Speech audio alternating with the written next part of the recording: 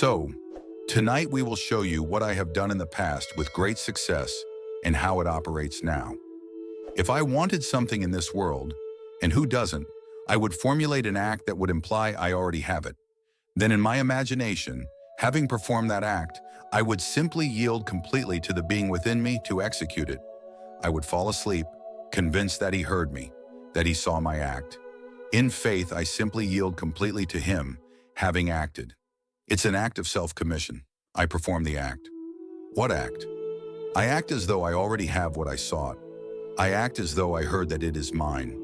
To me, I perform an act and then yield completely to that depth of my own being, who is God. I allow him from that depth to externalize it for me. All I have to do is completely yield to this being within me, for he has ways and means I, on this level of being, do not know. When I say, I rise then under compulsion, I mean that there is a deeper power within me, a force that takes over once I have surrendered my desire to it. This compulsion isn't something I plan or control. It is the natural unfolding of events that leads directly to the fulfillment of what I've imagined and accepted as true. I move through these events with confidence because I know they are guided by the part of me that never fails. I assume it is already done and take a moment to commune with my inner self, feeling gratitude as though I've already received what I desire. And without fail, this process works every single time. Now, if you have a desire, something you truly want to be, don't hesitate to name it. Perhaps you want success in the material world, what some call the world of Caesar. Maybe you want financial prosperity, a fulfilling career, or recognition in your chosen field. There's nothing wrong with wanting these things. It could be that you wish to be a successful doctor, a lawyer, an artist, or something else entirely. Whatever it is, allow yourself to dream freely. Take a moment to visualize it. In your imagination, picture yourself as if you were already living that reality. Ask yourself, how would the world look to you if you were already that person? How would people treat you? How would you feel about yourself? Hold this picture in your mind's eye and let it feel real to you. Then surrender to the deeper part of your being, the creative force within you. This force is always ready to bring your imagined world to life. All it asks is that you trust it, yield to it, and allow it to work through you. When you trust this process, you align yourself with the creative power of life itself. By seeing and feeling your desire as already fulfilled, you plant the seed within your imagination. Once planted, the seed knows exactly how to grow, unfolding in ways that may surprise you, but will always lead you to the fulfillment of your vision. How do you bring your desires to life? The process is beautifully simple. Fall asleep in the assumption that you already are the person you wish to be. It might feel bold, daring even, to assume something that your reasoning mind denies in the present moment. But this is exactly what you must do. Assume it so fully that it feels real to you. And as you drift off to sleep, yield completely to this inner reality. Let go of any doubts or fears, trusting the deeper part of you to bring it forth into your world. When you wake the next morning, something remarkable happens. Without conscious effort, you'll feel compelled to act in ways you hadn't planned. You'll meet the right people, take certain steps, and encounter opportunities, all of which will guide you toward the fulfillment of your assumption.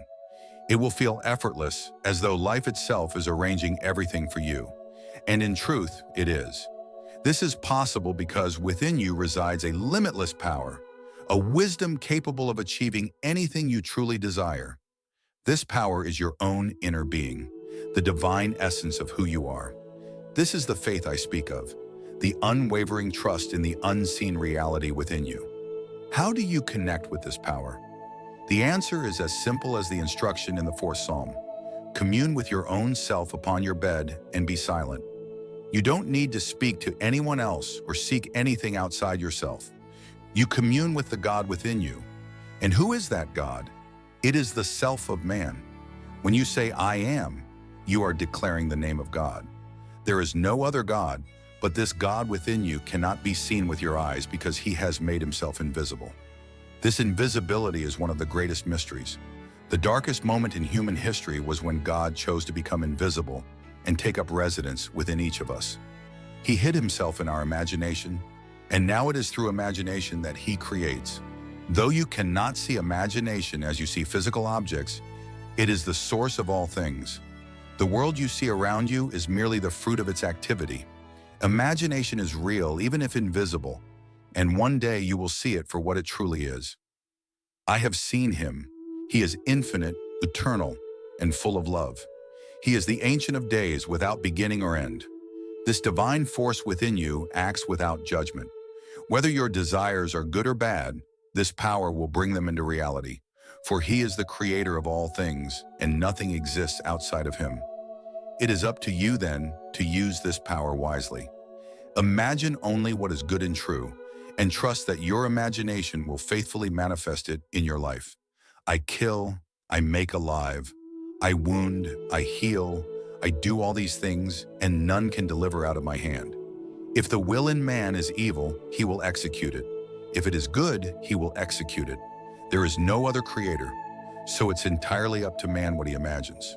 What am I going to imagine? But remember, when I imagine, I must imagine, and then completely yield. That is faith. You've been taught to believe you're a worm, that you came out of a swamp, became a tadpole, then something else, and finally a man. Forget it.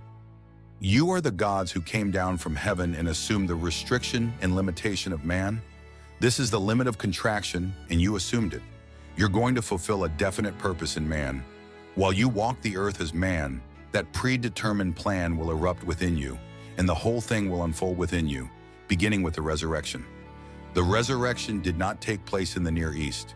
In some little place they're searching for now, it takes place in man. Man is where God is buried. The Holy Sepulchre is the skull of man. It's not in the Near East. The Bethlehem they talk about is in the skull of man. Zion, his holy place where he dwells, is the skull of man. The whole drama unfolds within man. Man awakens within himself to find himself completely sealed within his skull. He comes out like a child being born out of his own skull. Then a few months later, there's an explosion in his skull, and that compartment that contained the Son of God, his will and his wisdom, releases the Son. You would not let my soul remain in hell, he said in the 16th Psalm. So he brings him up. He resurrects his son. The son is David. David looks at the Father, and the Father, for the first time, knows who he is. Memory returns. The Father realizes the Son revealed him to himself. The whole drama unfolds within man. It has nothing to do with anything outside. They're looking in vain. All the archaeologists bringing back all this nonsense. You are the Lord Jesus Christ. There is nothing outside of man. The whole drama takes place within man. It has nothing to do with anything outside. You're living in a world of shadows, and the drama is within. So let us now get back to this simple approach of faith. Do you know what you want, either for yourself or for another? A scene that would imply the fulfillment of your dream? Just construct it. Enter into it just as though it were true. Feel what it would feel like if it were true and give thanks to the one who is going to execute it. It's your own being, I grant you, but he is the depth of your own being. He is the Father. You haven't yet found him, but he is the Father, and you are now on the surface of your being. Fall asleep in the conviction that things are as you desire them to be, in confidence that he will execute it. I use the word he. It's yourself, but for clarity's sake, I say he because you're not aware of him yet. You will be one day. Everyone will be aware of their being.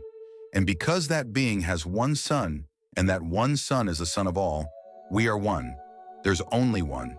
There aren't millions of gods, only one God. But the one God is made up of a brotherhood, and we are the brothers raising ourselves to the level of the one God. I've been sent to tell you this, and tell you I will, and must. If only a few hear it, what does it matter?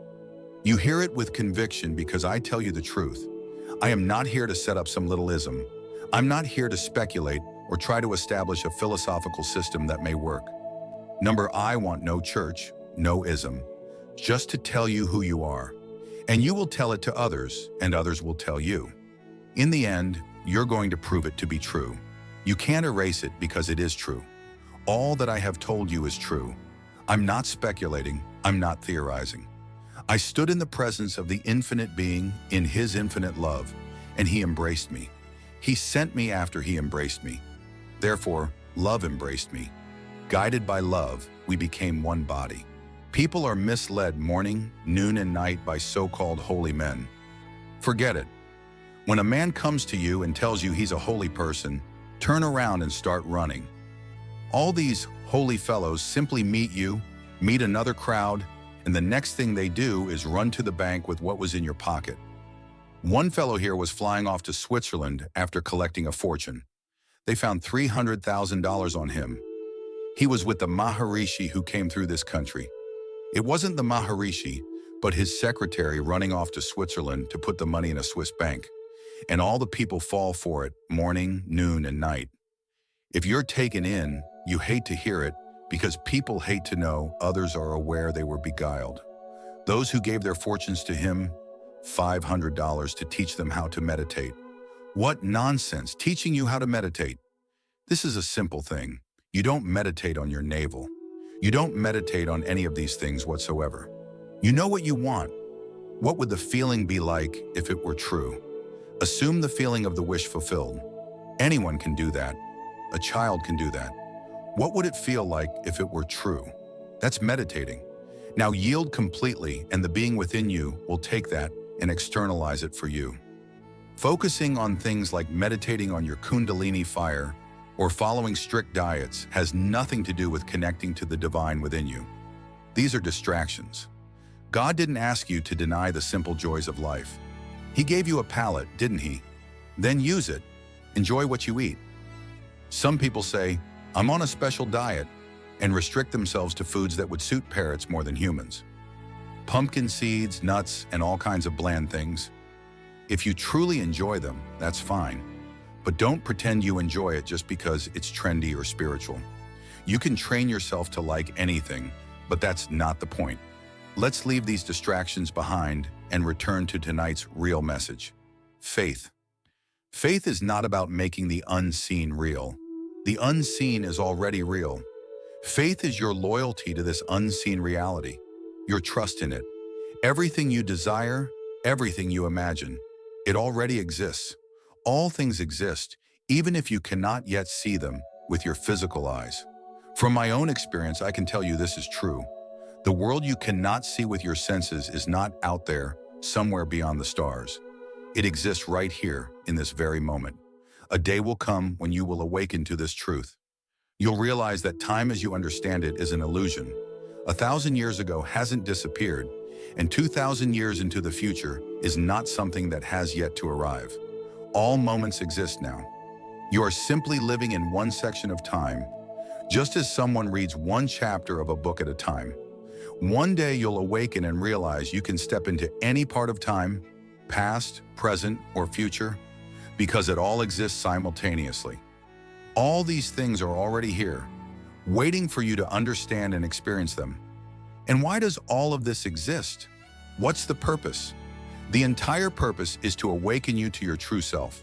When you awaken, you'll know the answer to the ultimate question, who are you? You are the author of it all. You are the creator, the source, the God who imagined all of existence. It's all within you. This is the power of faith, not in some external force, but in the unseen reality within yourself. Trust it, align with it, and watch as it unfolds in your world. To come back to our approach tonight, you want a better job, more money, or something else? Don't be ashamed of it. Who gave you the urge? The authority you have? The desire came from the depths of your own being, so he can execute it. He only asks you to have faith. Faith in what? Faith in him. Have faith in God. All right, where is he? He's my own wonderful human imagination. I cannot see the fulfillment now, but he will do it. So, assume you are already the person you want to be. Yield completely to that assumption and fall asleep. Just fall asleep, completely forgetting it. A lady who is here tonight called me on the phone a few days ago and asked something of me. I won't tell you what it was. It's too personal. She asked me to care for a certain thing. After I spoke to her on the phone, I sat in my chair and heard her tell me it had been done. She came back tonight and told me it had happened. She drove all the way in from San Bernardino to share her joy. What did I do? It didn't cost me anything. It cost you nothing. What does it cost to have faith in God? Can I put a price on it? Would I charge anyone? Number, it costs nothing.